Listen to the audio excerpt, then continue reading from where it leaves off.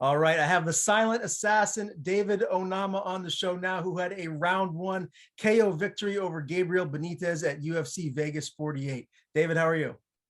I'm doing good, brother. How are you doing? I'm doing very well, and it's very happy to have you on the show here today. And as I was telling you before we went live, that was a vicious, vicious KO. Could you tell that you had him hurt and on the ropes before ultimately you landed the big shot and put him out? Yeah, he gave me a sign that he was hurt, and then from there, man, I just walked him down and threw a right hook and then threw the cross, and then that's when I just was like, I got this. He showed me the sign that he's about to go out. He wasn't protecting himself at all. That's when I really knew him. That's when I really knew I heard him when he wasn't protecting himself. From there, I was just like, man, it's this is it. I gotta finish this. And then I just started piecing him up, man. From there was just history. Is that the most vicious KO that you've ever had in your career, or has there been one more vicious than that? I think that was probably the first one I've ever had like that. Like I've never ever in my life, in my career, knocked somebody out while they were standing. Like never. And it's crazy because I did it at the highest level. So Absolutely. And you know what's crazy to me too is as I was looking on Tapology and it says KO/TKO. There's no TKO about it. That was a KO if I've ever seen one. I know. The thing that's crazy is I look back and I saw that too. It says standing TKO KO. So I'm like, what is it? Is it KO or TKO? But I thought it was a KO. That's what it looked like to me. Yeah, I Because think when he fell, I didn't hit him. I didn't touch him at all. He went down and that was it. That should be a KO instead of TKO. So it's KO in my book. I am not arguing with you, my friend. Now, the thing that makes this fight and this win so impressive for you is Gabriel Benitez is legit. I mean, this guy's well-rounded. He comes from one of the best gyms in the world. What was your game plan going into this one against Gabriel? yeah, so when I took this fight in 3 weeks, I didn't know who Gabriel was until I looked him up, and then I'm like, oh crap, I grew up watching him, like literally grew up watching Gabriel fight, but I just couldn't remember the name exactly until I looked him up and started watching film on him. I'm like, yo, hold on, used to watch this guy all the time, and now I gotta fight him. This is crazy. And I didn't even like ask my head coach James Krause about his record or anything. I didn't like nothing. I just like, yeah, let's fight. Then soon I looked him up. It was the guy I grew up watching. It was Gabriel Benitez. I'm like, I knew it was gonna be a tough fight. Before going in there. So best thing we did was just study him, we watch his fights. The thing work a lot on is on it's on what's called like the low kicks, like the body kicks, really good on those, like head kicks, teeth, knees. He got a really good left cross. So we've working a lot on like leg kicks, leg checks and stuff like that. What I mean, like protecting the body, head, knees, and all that other good stuff. And I feel like we did what we had to do. We stick to our game plan, and it showed out in the fight. So you know. And you talked about the leg kicks. I mean, he's known for his leg kicks. You landed some nice low leg kicks. When you think about, just training for that, throwing these kicks at the highest level, I mean, you don't have shin guards on. You guys are completely bare there, sir. You're throwing them as hard as you can. And a lot of these high level athletes like yourself, they know exactly how to check them. You see what happened to Anderson Silva back in the day, and, most recently to Chris Weidman. Like, is that something that goes through your mind? Do you think about that when you're throwing a kick or checking kicks at all? I'm really not big on leg kicks.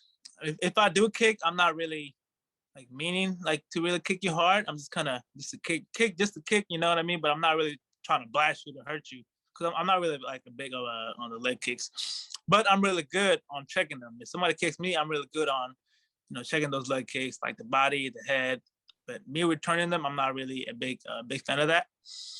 Yeah, so just going to this fight, man, it was just all leg kicks and body kicks and just walking them down. That's literally all we work on. You know what I mean? Because like we knew once we stopped that like the leg kicks and the body, like that's the only way he's gonna beat me is those kicks. You know what I mean? But if I shut that down and just walk him down, he's not gonna do any of the what's it called, the kicks, because I closed the range on him. Right. So Okay, that makes a lot of sense. Now, about 2.5 minutes or so into the fight, he landed a shot. I believe it was your right eye that looked rather bothered. How much did? Yeah, I mean, I guess it doesn't look as good as the left one at this point. But like, how much did that bother you? Like, were you in a lot of trouble at one point? oh yeah, man, that really bothered me a lot, man. Because first round was just kind of, I was just kind of just studying him, just watching him and see what what he's gonna do. If he's gonna kick me, is he gonna strike me first, or trying to grapple me? So, I didn't really put the pressure on him as much on the first round because I would just study him a little bit.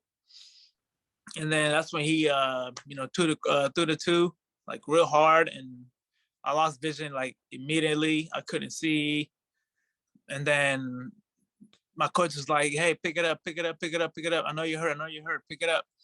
And then that's when I got back, got back to myself again, and just started, picking it up on him, and he just kept walking him down, and just kept fighting, man, and just not give up, So yeah, man, it's crazy, man. But that whole like punch, man, it changed my whole like vision. I'm like, wow, I just got hit. I need to get my stuff together and tighten up, and and just put more pressure on him, So Do you feel like maybe you learned a little bit about how deep you can dig, how much heart you have, as far as in a fight goes, to be pushed to that limit against a high level fighter like that?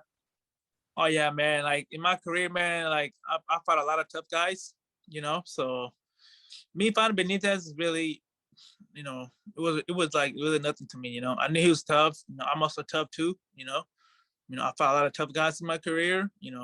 I'm used to fighting those kind of guys, and I'm one of those like one of those fighters that you're not gonna put away. I'm gonna be in your face. I'm gonna walk you down. I'm gonna put the pressure on you, and I'm just gonna piece you up. I'm not going anywhere. I don't care how hurt I am. Like I'm just not gonna go away. I'm gonna be in your face, and I'm just gonna just just walk you down and just beat you down. I'm not those guys that's gonna go away, man. Like I'm here to fight. I'm here to stay. So. Well, that's clearly what you did in this one. Now, you did lose your UFC debut to Mason Jones. Did you feel more pressure going into this fight to not just win, but make a statement and win impressively? Yeah, with the Mason Jones fight, 4-day notice. Didn't really know much about the guy. Still took the fight. I feel like it was a good opportunity for me to take. If I didn't take that fight, I wouldn't have had this whole, this Benitez fight also. It's just an opportunity to give it to me, and I just took it, and now look where we at. But yeah, with Mason Jones, man, I knew the guy was tough too, man. He's durable, really good striker. He holds two weight division out in London. And man, it's crazy, man. Still accepted the fight on 4-day notice and went out there and just kind of showed the world what I'm capable of doing. And I feel like I showed that, even though I lost. It felt like a win. So like I said, man, I'm one of those fighters that is just not easy to take out. Like, I'm gonna be in your face. I'm here to fight, man. I'm here to stay. So you know. Do you feel this win here against Benitez is kind of like your coming out party? Like, it's a statement to the rest of the division? Yeah, this is the statement to the whole world, man. I felt like after this fight, man, I put a lot of 45ers on notice. I feel like everybody is starting to know who I am now. Yeah, man, I just feel like everybody's starting to know me.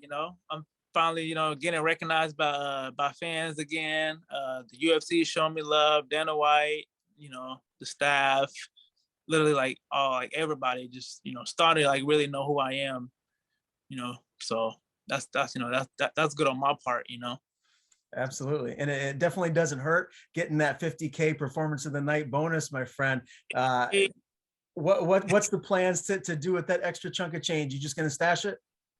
I'm gonna figure out what to do with it first, But my head coach James Krause told me, he's gonna start getting me into some real estate, so that that's always good, So yeah, I haven't really received the money yet, but if I do, end up getting it here pretty soon, I'm just gonna hold on to it and then start investing in businesses and all that good stuff. So Smart man, smart man. Invest, invest. I can't remember who it was from Glory MMA that I talked to in the past. May have been Kevin Kroom. He was saying that James Krause was, talking to his fighters about investing and being smart with their money. So it's good to have someone in your corner like that to tell you, what to do, or to at least guide you in that aspect.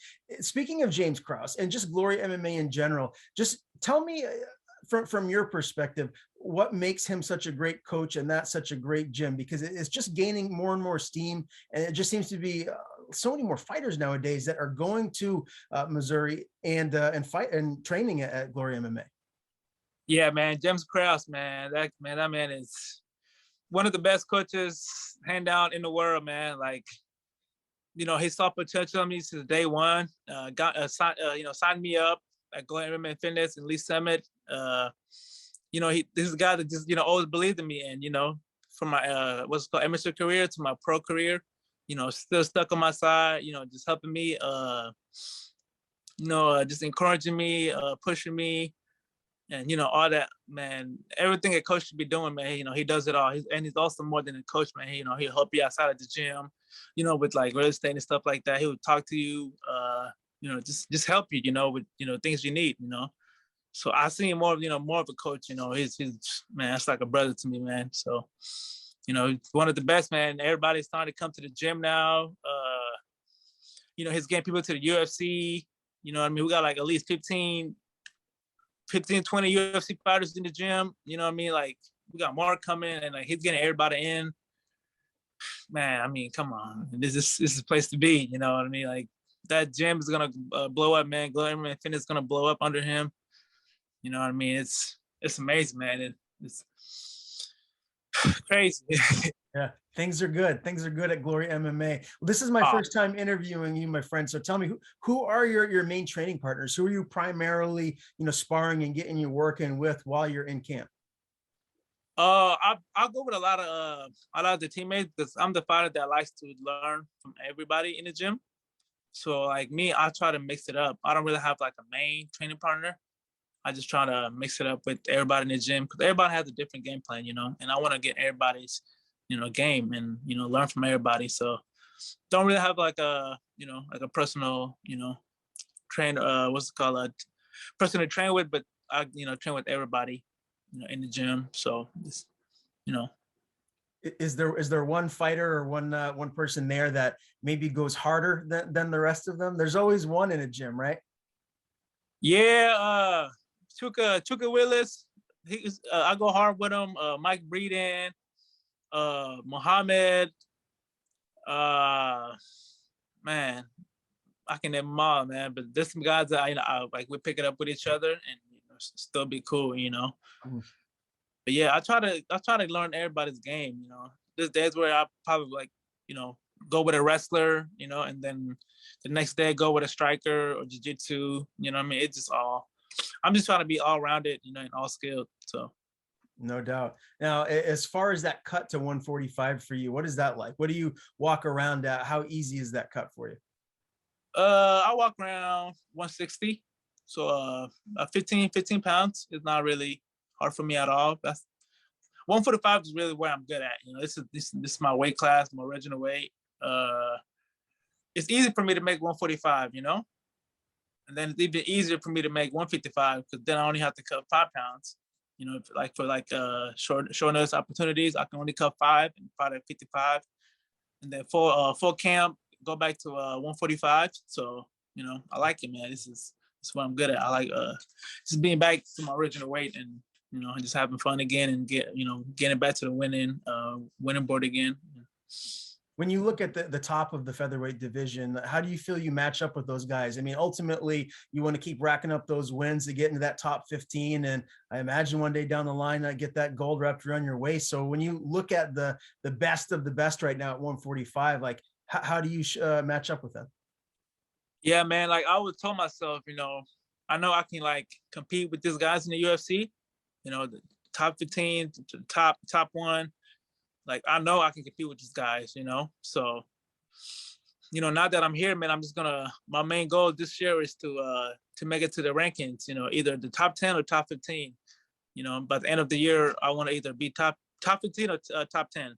That's my main focus this year because I know I can compete with just high level fighters. So yeah, man, that's just my goals for this year, man. Is make it to the top 15 or top 10. Okay. I love that. That's a great goal to have.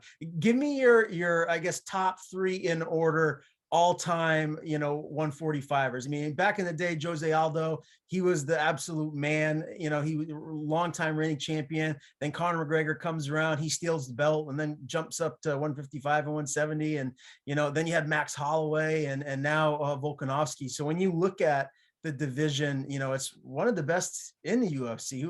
Who do you feel like is the 145 GOAT right now? Just give me like your order 1 through 3. 1, 2, 3, man. I'm gonna go with Max, man. Max is, to me, man, he's still a champion, man. Max Holloway is, come on, man, that's a GOAT. You know what I mean? He owns 145. You know what I mean? Like, even though he doesn't have the belt, he owns the division. He's still, you know what I mean? Like, you just can't be like, oh, I know he don't have the belt, but man, to me, he's still a champ. And then second, Aldo, like you said, I'm gonna go with Aldo. You know what I mean? Veteran, GOAT. You know what I mean? Like, the guy is, been watching this guy for a long time, man. Like, WEC champion. I've been Jose fan for a very long time. And then third, man, that's a little hard for me. Third, who could that be? Man, it might just be me. Okay. All right.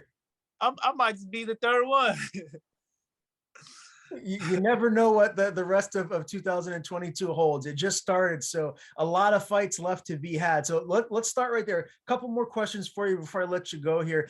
When would you like to fight next? Give me a time frame, and is there an opponent, someone that stands out to you that you think would make sense? So as of right now, I just want to kind of just heal up a little bit, get my eyes, healed up a bit, my legs, because my body's still sore. So right now I'm taking the whole week off, and then once I start feeling better, I'm gonna get back to the gym on Monday, and then from there we're gonna start, see what's next for me. But if anything, man, I want to get back in either April or May. I want a full camp this time, either a month or 2. I just want a full camp, because my last 2 fights, it was 4 days and 3 weeks. I wanted the UFC to give me some time, give me a week. Give me a month or 2 at least. Mm-hmm. So if anything, April or May is when I want to get back. I even told Dan I want to get back in May, so we'll see. Is there an opponent that you feel like you'd like to step in there with next? Not yet, man.